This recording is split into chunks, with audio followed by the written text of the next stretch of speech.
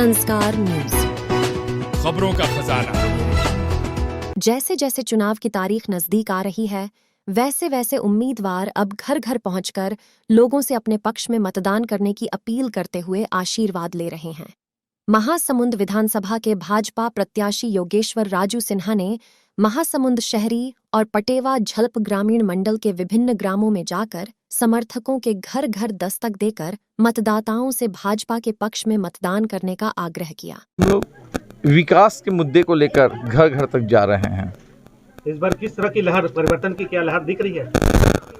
पूरे 90 के 90 सीट में पूरे छत्तीसगढ़ में लहर है। कांग्रेस न बदलबो।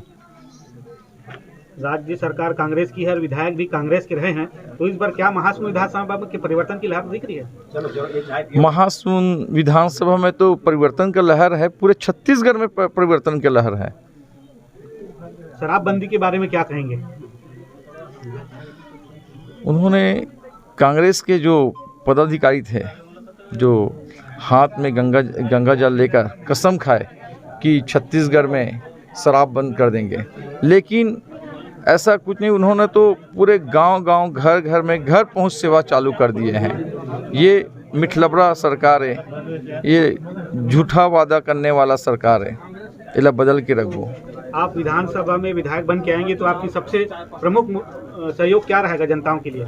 जनताओं के लिए विकास, रोड, नाली, स्वास्थ्य की सुविधा, आवास योजना और शिक्षा की व्यवस्था, ये सब मुख्य हमारा मांग रहेगा। इस दौरान ग्रामीणों के द्वारा प्रत्याशी का भव्य स्वागत किया और राजू सिन्हा ने ग्रामीणों की जन समस्या सुनी। उन्होंने केंद्र की मोदी सरकार द्वारा चलाई जा रही विभिन्न योजनाओं की जानकारी देते हुए कहा कि भाजपा सरकार ने हर वर्ग के लोगों के लिए बेहतर काम किया है। गांव-गांव में जन समर्थन सैलाब के रूप में मिला थे और यहाँ जो है भारतीय जनता पार्टी की सरकार बनी, यहाँ से विधायक हम चुन के भी देवो, ऐसे पब्लिक मन के कहना है। और जो भूपेश बघेल के सरकार 5 साल में जो ये क्षेत्र के गति करे हैं, ओला बताए के अवसर आगे है। और एक एक किसान भाई मन के, एक एक ग्रामवासी मन के जो कहना है कि यहाँ भारतीय जनता पार्टी के विधायक बनाबो। भाजपा सरकार ने स्वास्थ्य, पेयजल, शिक्षा, सड़क सहित सभी मूलभूत सुविधाओं को फोकस कर आम लोगों के हित में विकास कार्य किया है। चुनाव में सफलता के लिए योगेश्वर राजू सिन्हा ने समर्थकों के साथ मतदाताओं के समक्ष जाकर आशीर्वाद प्राप्त कर रहे हैं। और अभी तो हम लोग सिर्फ इसको लेके जा रहे हैं कि भारतीय जनता पार्टी के सरकार और कांग्रेस के सरकार में अंतर हम लोग जनता से ही पूछते हैं, उन्हीं लोग बता देते हैं। और भारतीय जनता पार्टी की जो प्रत्याशी है, सरल सीधा सौम्य एकदम रहता है और राजू योगेश्वर सिन्हा को बहुत मतों से विजयी बनाएंगे। इस दौरान मुख्य रूप से मंडल अध्यक्ष सहित अनेक भाजपा के कार्यकर्ता और पदाधिकारी मौजूद रहे।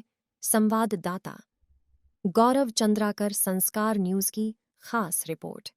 अभी हम यहाँ पे पहुँचे हैं ग्राम पंचायत के थुमसा में।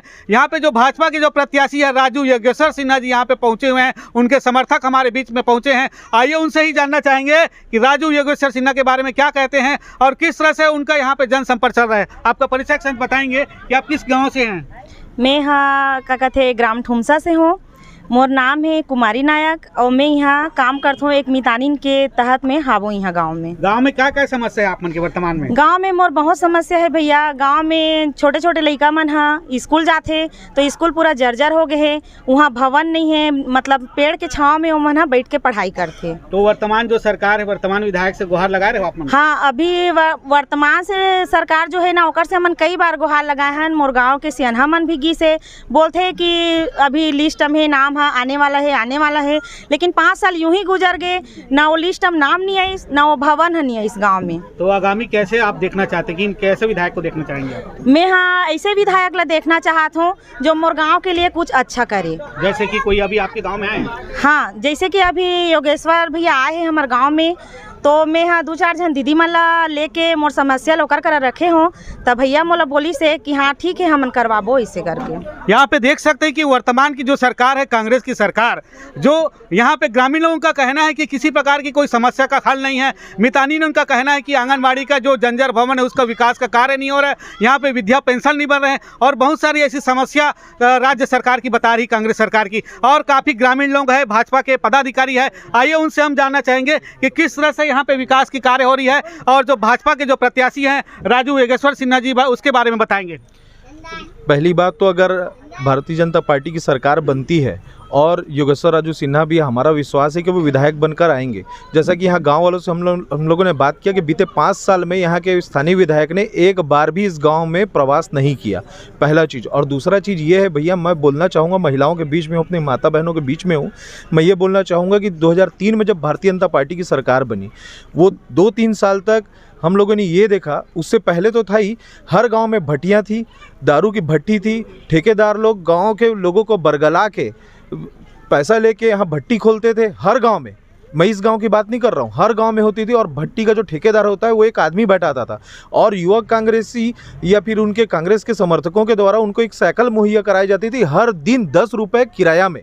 एक साइकिल जो 1500 में आती थी उसका 300 रुपये लोग किराया लेते थे। कांग्रेसी लोग ऐसा पैसा कमाते थे और दारू बेच के यहाँ गांव में माहौल ख़राब करते थे। और उस समय महिलाओं के बीच में, मैं बोल रहा हूँ, नई महिलाएं जो कम उम्र के लोग हैं यहाँ, वो लोग भी सुने, उस समय ये अवस्था थी कि गाँव की महिलाएँ जाके भट्टियों को तोड़ती थी। गलत बोल रहा हूँ दीदी? तोड़ते थे कि नहीं? ये आज कोई मर्द है क्या यहाँ पर, कोई आदमी है जो कि जाके दारू भट्टी का किसी का हाथ रोक सके कि दारू नहीं बिकेगा मेरे गांव में? भट्टी ठेकेदार अलग मारेगा, आबकारी वाले लोग अलग मारेंगे और वहाँ बैठेगा थाना में, जेल में जाएगा, वो अलग है। ये रमन सिंह की ताकत थी कि गांव की 5 महिलाओं समूह बना के जाके भट्टियों को तोड़ देते थे और कोई माई का लाल नहीं था, चाहे वो बिहार का हो, उत्तर प्रदेश का ठेकेदार हो, कि उन महिलाओं का हाथ पकड़ दे। वो जो ठेका देते थे, मैं क्षमा चाहूँगा बुजुर्गों से, क्योंकि वो बुजुर्ग लोग ही निर्णय लेते थे कि गाँव में भट्टी खुले। मैं उन हाथ जोड़ के उन बुजुर्गों से माफ़ी मांगते हुए बोलूँगा कि बुजुर्गों का भी हिम्मत नहीं था कि गांव के महिलाओं का हाथ पकड़ दे। ते कैसे रोका था? क्योंकि उस सब को पता था, पुलिस को पता था, प्रशासन को पता था कि उन महिलाओं के पीछे, महिलाओं के समूह के पीछे डॉक्टर रमन सिंह जी खड़े हैं। और मैं वादा करता हूँ दीदियों से और महिलाओं से और युवाओं से कि आने वाले समय में जब हमारी सरकार बनेगी तो पुनः ये रीति दोहराई जाएगी। सबसे पहला काम हम ये करेंगे, 6 महीने के अंदर एक भी भट्टी नहीं होगी, एक अवैध भट्टी नहीं होगी, कोई गाँव में शराब नहीं बिकेगा, कोई गली में शराब नहीं बिकेगा।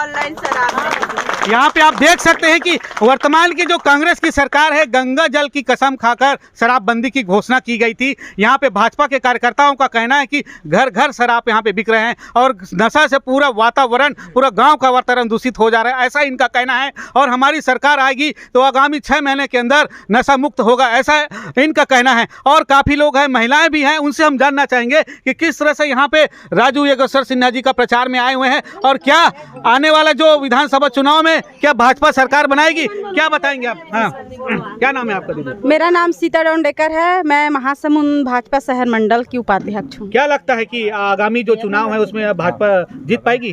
क्यों नहीं जीतेगा? इतने दिन से 5 साल से जो देख रहे हो इस सत्र में जो भी हो रहा है बहुत गलत हो रहा है।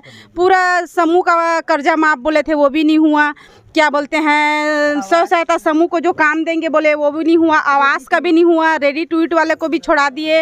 ऐसी महिलाओं जितने भी आगे बढ़े थे उसमें सब पीछे रह गए हैं, कुछ काम नहीं हो रहा है। यहाँ पे देख रहे हैं कि महिलाएं हर तरफ नाराज है, चाहे वो नशा को लेके हो, चाहे वो महिला बाल विकास की ओर हो, हर प्रकार के जो कांग्रेस सरकार से यहाँ पे अंतुष नजर आ रहे हैं। अब देखना बहरहाल यह होगा कि आगामी 17 नवंबर को की जो मतदाता है किसकी ओर जाती है और सरकार किसकी ओर बनती हुई दिखती है। कैमरामैन राजा बाबू उपाध्याय के साथ गौरव चंद्राकर, मास।